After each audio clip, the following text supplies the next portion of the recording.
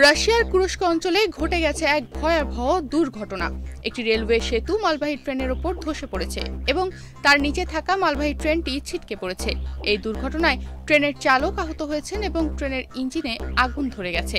ঘটনাটি ঘটেছে জেলেজনোগোর্স্ক জেলায়, যেখানে ট্রেনটি একটি সেতু পার হচ্ছিল।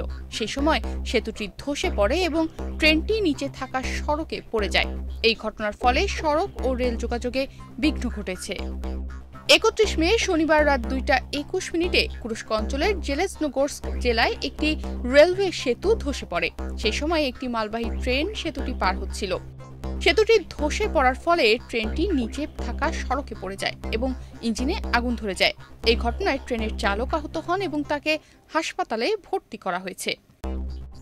রাশিয়া তদন্ত কমিটি জানিয়েছে এই সেতু ধসের পেছনে বিস্ফোরণ দায়ী, তবে তারা বিস্তারিত কিছু জানায়নি। রাশিয়ার কর্মকর্তারা এই ঘটনাকে সন্ত্রাসী কর্মকাণ্ড হিসেবে বিবেচনা করছেন। তদন্ত চলছে এবং ঘটনাস্থলে জরুরি উদ্ধার কর্মীরা কাজ করছেন। এই দুর্ঘটনা এমন এক সময় ঘটেছে যখন রাশিয়া ও ইউক্রেনের মধ্যে উত্তেজনা তুঙ্গে। রাশিয়ার কর্মকর্তারা এই ঘটনার জন্য ইউক্রেনকে দায়ী করছেন, তবে ইউক্রেনের পক্ষ থেকে এই বিষয়ে এখনো কোনো মন্তব্য পাওয়া যায়নি। এই ঘটনা রাশিয়ার রেল অবকাঠামোর নিরাপত্তা নিয়ে নতুন করে প্রশ্ন তুলেছে।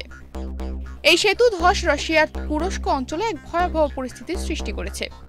এই ঘটনায় রাশিয়ার রেল যোগাযোগে বিঘ্ন ঘটেছে এবং এটি রাশিয়ার নিরাপত্তা ব্যবস্থার উপর নতুন করে আলো ফেলেছে।